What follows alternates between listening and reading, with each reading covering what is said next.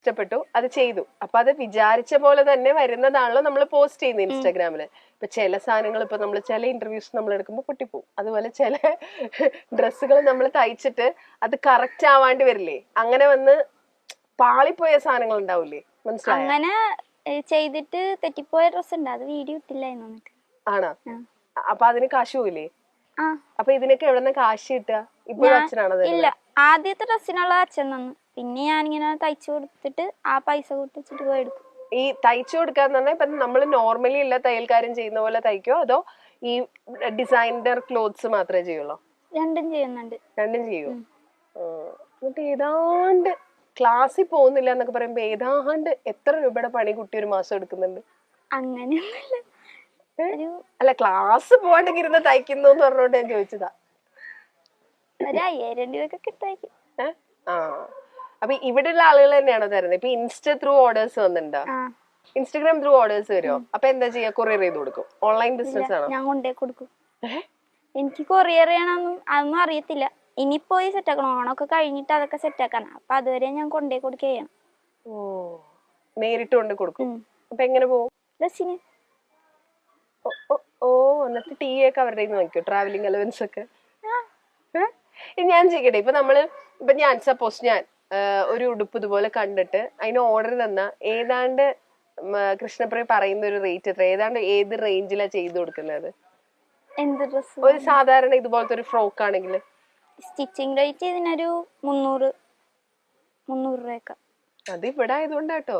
കുട്ടി എറണാകുളത്ത് വന്ന് തയ്ക്കേണ്ടിയിരിക്കുന്നു. അത് ആവശ്യം വരുമോ? ഇല്ലെങ്കിൽ ഞാൻ ഇങ്ങോട്ട് തന്നുവിടാം സാധനങ്ങൾ. അവിടെ 300 രൂപയ്ക്കൊന്നും ഒരാൾ ഒരു സാധനം തയ്ച്ചു തരില്ല. ഇത് മുമ്പ് 250 രൂപ ചെയ്തോണ്ടിരുന്നു. ഇപ്പൊ ഇത്തിരി കൂട്ടി.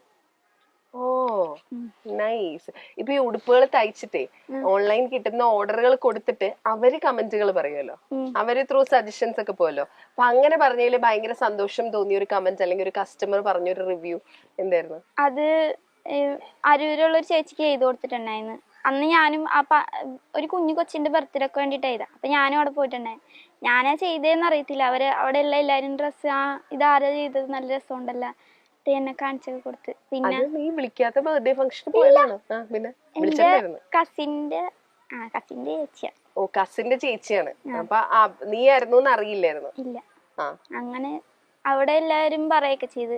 പിന്നെ അവരെന്നെ രാവിലെ വിളിച്ചിട്ട് കൊറേ കാര്യമൊക്കെ പറഞ്ഞു. എല്ലാവർക്കും ഇഷ്ടപ്പെട്ട് എന്നൊക്കെ കുറെ പറഞ്ഞു. ഓക്കെ. ഇനിയിപ്പോ ഈ ഫാഷൻ ഡിസൈനിങ്, കോസ്റ്റ്യൂം ഡിസൈനർ എന്നൊക്കെ പറയുമ്പോൾ നമ്മുടെ തലയിലേക്ക് ആദ്യം വരുന്നത് മീഡിയ ആണല്ലോ. അതായത് ഇപ്പൊ സിനിമ, വേറെ മീഡിയംസ്. എന്താ പ്ലാൻ ആക്ച്വലി? എന്ത് ചെയ്യണം എന്നാണ് അങ്ങനെ ആഗ്രഹം? അതൊന്നും ആലോചിച്ചിട്ടില്ല എന്നാണോ പറയാൻ വരുന്നത്?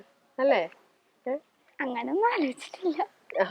ഈ സെലിബ്രിറ്റീസിനെ കാണുമ്പോണ്ടല്ലോ, സ്റ്റൈലിങ്ങും ഫാഷനും ഒക്കെ ഇഷ്ടമുള്ള ആളാവുമ്പോ സെലിബ്രിറ്റീസിനെ കാണുമ്പോൾ നോക്കുമല്ലോ, ശ്രദ്ധിക്കുമല്ലോ അവരുടെ ഡ്രസ്സൊക്കെ. അങ്ങനെ ഭയങ്കര സ്റ്റൈലിഷ് ആയിട്ട് തോന്നിയിട്ടില്ല, ഭയങ്കര എന്താ പറയാ വൺ സ്റ്റൈലിഷ് ലുക്കുള്ള അങ്ങനെ തോന്നിയിട്ടുള്ള ഒരു സെലിബ്രിറ്റി ആരാ? ഒരു ആക്ടറിനെയും ഒരു ആക്ട്രസിനെയും ചോദിച്ചാ നോട്ടീസ് ചെയ്യുന്ന ഇത് കൊള്ളാലോ, ഇയാള് ഭയങ്കര സെൻസ് ഉള്ള ആളാണല്ലോ എന്ന് തോന്നിയിട്ടുള്ള ഒരു ആക്ടറിനെ ചോദിച്ചാരാ പറയാ? അങ്ങനെയൊന്നും നീ ശ്രദ്ധിച്ചിട്ടില്ലേ? ആക്ട്രസ് പെൺകുട്ടികളെ ശ്രദ്ധിച്ചിട്ടുണ്ടോ? ഇല്ല, ശ്രദ്ധിച്ചിട്ടേ ഇല്ല. Okay, nice. ഒരു സിനിമയ്ക്ക് കോസ്റ്റ്യൂം ചെയ്യാൻ, ഡിസൈനിങ് ചെയ്യാൻ ചാൻസ് കിട്ടുവാണ് എന്ന് വിചാരിക്കുക. അതായത് സപ്പോസ് ഇതുവരെ ഇറങ്ങിയിട്ടുള്ള സിനിമകളിൽ കേട്ടോ, ഒരു സിനിമയ്ക്ക് കോസ്റ്റ്യൂം ചെയ്യാൻ ചാൻസ് കിട്ടുകയാണെങ്കിൽ ഏത് സിനിമയെ സെലക്ട് ചെയ്യാ? ചുമ്മാ കണ്ടിട്ട് അങ്ങനെ ഇഷ്ടം തോന്നിയിട്ടുള്ള ഒരെണ്ണം. ഞാൻ അങ്ങനെ ഒന്നും ആലോചിച്ചിട്ടില്ല എന്ന്. എപ്പോഴും ഫോളോ ചെയ്യുന്ന ഒരു ഫാഷൻ ഡിസൈനർ ഉണ്ടോ? കാരണം നമ്മുടെ ഫീൽഡ് നമ്മൾ ഭാവിയിലേക്കും കാണുന്നത് അതാണല്ലോ. അപ്പൊ അങ്ങനെ ഫോളോ ചെയ്യുന്ന ഒരു ഫാഷൻ ഡിസൈനർ ഉണ്ടോ? ആരാത്? പുള്ളിയുടെ പേരറിയില്ല.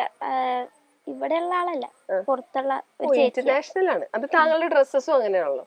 ഒന്നും ഇവിടെ ഉള്ള ആളുകൾ ഇടുന്ന പോലത്തല്ല, ഭയങ്കര പക്ഷെ എല്ലാം ഭയങ്കര ബ്യൂട്ടിഫുൾ ആട്ടോ, പറയാതിരിക്കാൻ പറ്റില്ല. കാരണം സത്യസന്ധമായിട്ട് ഞാൻ പറഞ്ഞു, ഈ വീഡിയോസ് കണ്ടു തുടങ്ങിയപ്പോ ഒട്ടും പ്രതീക്ഷയില്ലാണ്ട് ഞാൻ കണ്ടു തുടങ്ങിയ, പക്ഷെ എല്ലാത്തിന്റെ എൻഡിൽ അതിന്റെ ഔട്ട് കാണുമ്പോ കറക്റ്റ് ആ പടത്തിൽ കണ്ട പോലെ ചിലതെങ്കിലും ഒക്കെ ആ റെഫറൻസ് പിക്ചറിനേക്കാളും ബ്യൂട്ടിഫുൾ ആയിട്ടുണ്ട്.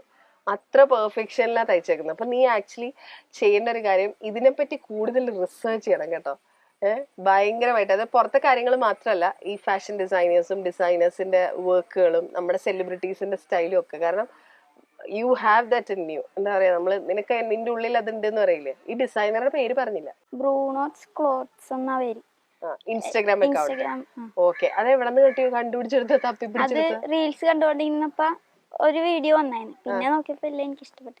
നമ്മുടെ ഇവിടെയുള്ള കോസ്റ്റ്യൂം ഡിസൈനേഴ്സ് ഫാഷൻ ഡിസൈനേഴ്സ് ഒന്നും ഫോളോ ചെയ്യാറില്ല? അങ്ങനെ ഒരു ചേച്ചീനെ ചെയ്തിട്ടുണ്ട്. ഫോളോ ചെയ്തിട്ടുണ്ടാകുന്നില്ല. പുള്ളിയുടെ വീഡിയോസും കാണാറുണ്ട്.